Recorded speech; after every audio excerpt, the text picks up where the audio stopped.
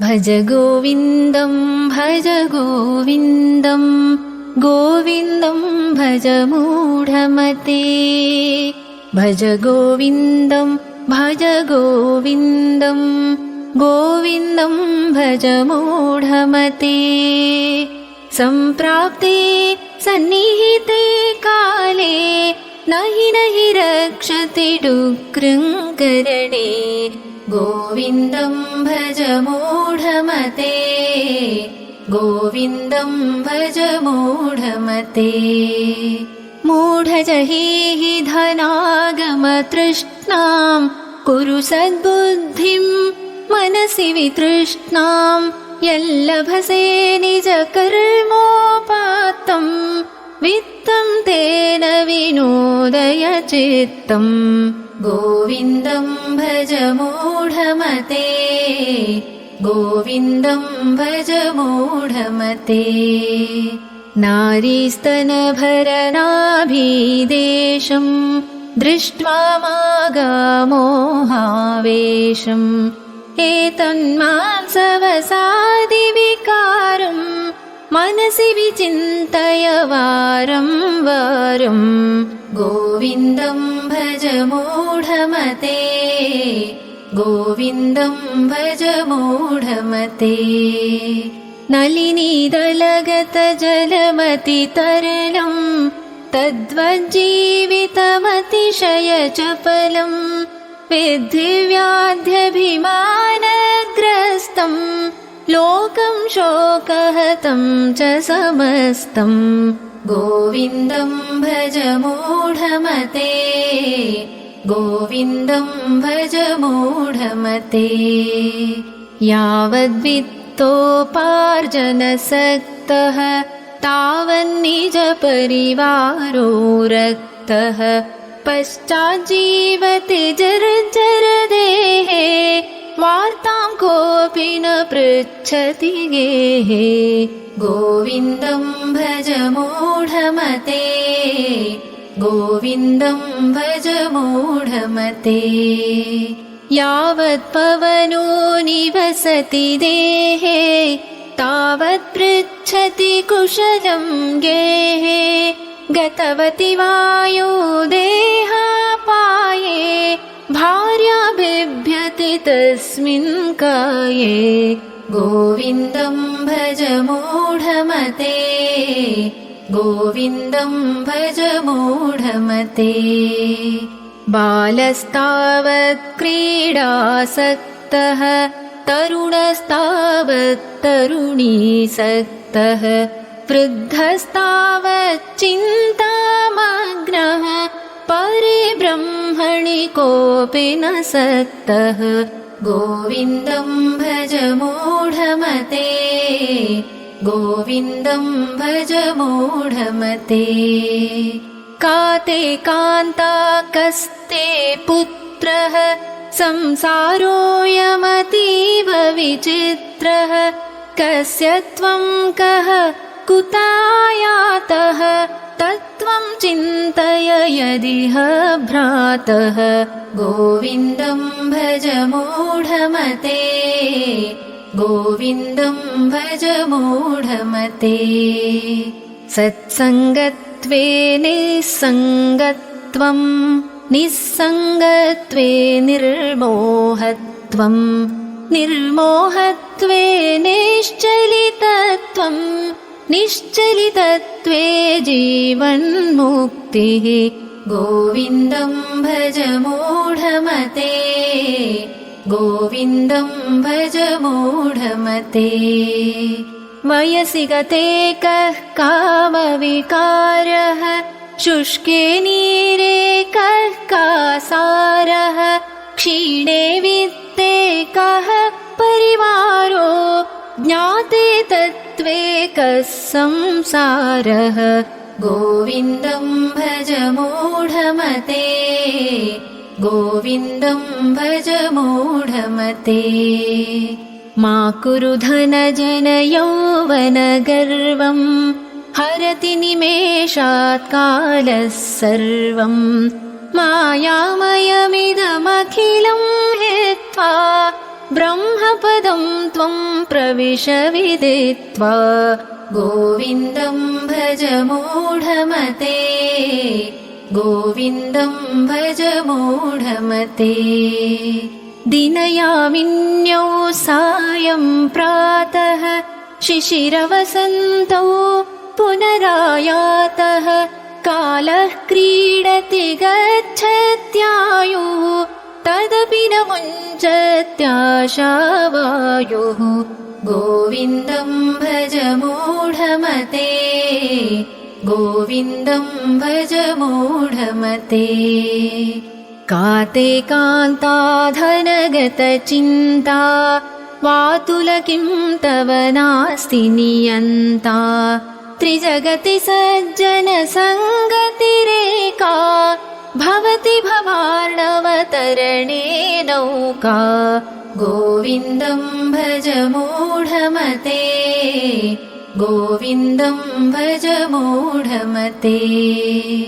जटिलो मुण्डीलुञ्छितकेशः काषायाम्बर बहुकृतवेषः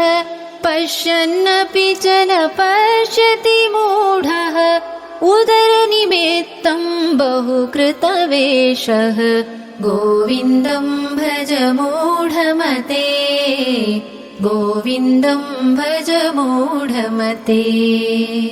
अङ्गं गलितं पलितं मुण्डं दशनविहीनं जातं तुण्डं वृद्धो याति गृहीत्वा दण्डं तदपि न मुञ्चत्याशापिण्डं गोविन्दं भज मूढमते गोविन्दं भज मूढमते गोविन्दं भज मूढमते गोविन्दं भज मूढमते अग्रे वह्निः पृष्ठे भानुः रात्रौ चुबुकसमर्पितजानुः करतलभिक्षस्तरुतलवासः तदपि न मुञ्चत्याशापाशः गोविन्दं भज मूढमते गोविन्दं भज मूढमते कुरुते गङ्गासागरगमनं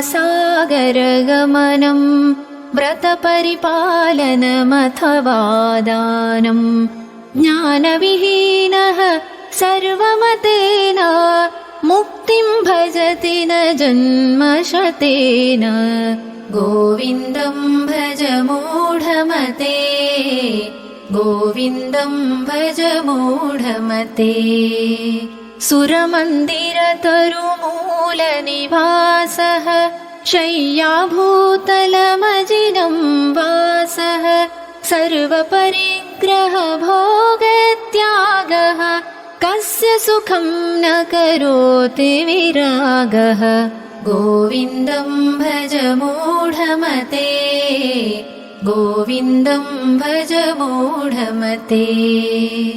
योगरतो वा भोगरतो वा सङ्गरतो वा सङ्गविहीनः यस्य ब्रह्मणि रमते चित्तं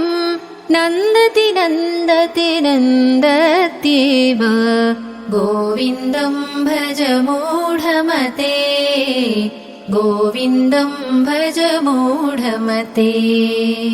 भगवद्गीता किञ्चिदधीता गङ्गाजललवकणिका पीता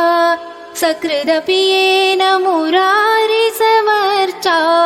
क्रियते तस्य यमेन न चर्चा गोविन्दं भज मूढमते गोविन्दं भज मूढमते पुनरपि जननं पुनरपि मरणं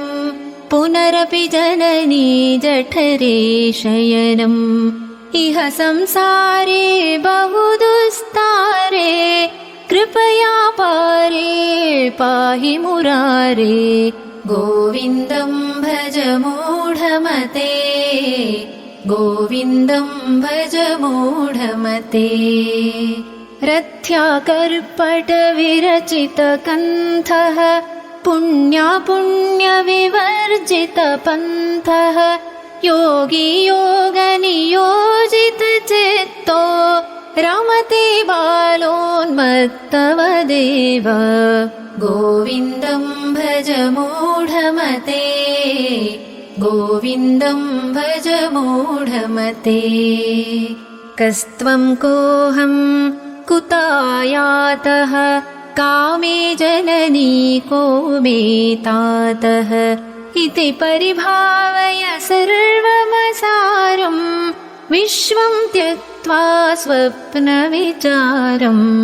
गोविन्दं भज मूढमते गोविन्दं भज मूढमते त्वयि मयि चान्यत्रैको विष्णुः व्यर्थं कुप्यसि मय्यसहिष्णुः सर्वस्मिन्नपि पश्यात्मानं सर्वत्रोत्सृज भेदज्ञानं गोविन्दं भज मूढमते गोविन्दं भज मूढमते शत्रौ मित्रे पुत्रे बन्धौ मा कुरु यत्नं विग्रहसन्धौ भव समचित्तः सर्वत्र त्वं वाञ्छस्य चिराद्यदि विष्णुत्वं गोविन्दं भज मूढमते गोविन्दं भज मूढमते कामं क्रोधं लोभं मोहं त्यक्त्वात्मानं भावय कोऽहम् आत्मज्ञानविहीना मूढाः ते पच्यन्ते नरकनिगूढाः गोविन्दं भज मूढमते गोविन्दं भज मूढमते गेयं गीतानामसहस्रं ध्येयं श्रीपतिरूपमजस्रं नेयं सज्जनसङ्गे चित्तं देयं दीनजनाय च वित्तं गोविन्दं भज मूढमते गोविन्दं भज मूढमते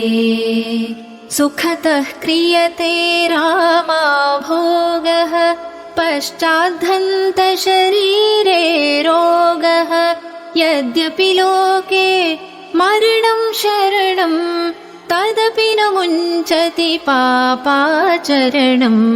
गोविन्दं भज मूढमते गोविन्दं भज मूढमते अर्थमनर्थं भावय नित्यं नास्ति ततः सुखलेशः सत्यं पुत्रादपि धनभाजां भीतिः सर्वत्रैषा विहिता रीतिः गोविन्दं भज मूढमते गोविन्दं भज मूढमते प्राणायामं प्रत्याहारं नित्यानित्यविवेकविचारं जाप्यसमेतसमाधिविधानं कुरु अवधानं महदवधानं गोविन्दं भज मूढमते गोविन्दं भज मूढमते गुरुचरणाम्बुजनिर्भरभक्तः संसारादचिराद्भवमुक्तः सेन्द्रियमानसनियमादेवं द्रक्ष्यसि निजहृदयस्थं देवं गोविन्दं भज मूढमते गोविन्दं भज मूढमते गोविन्दं भज मूढमते गोविन्दं भज मूढमते गोविन्दं भज मूढमते गोविन्दं भज मूढमते।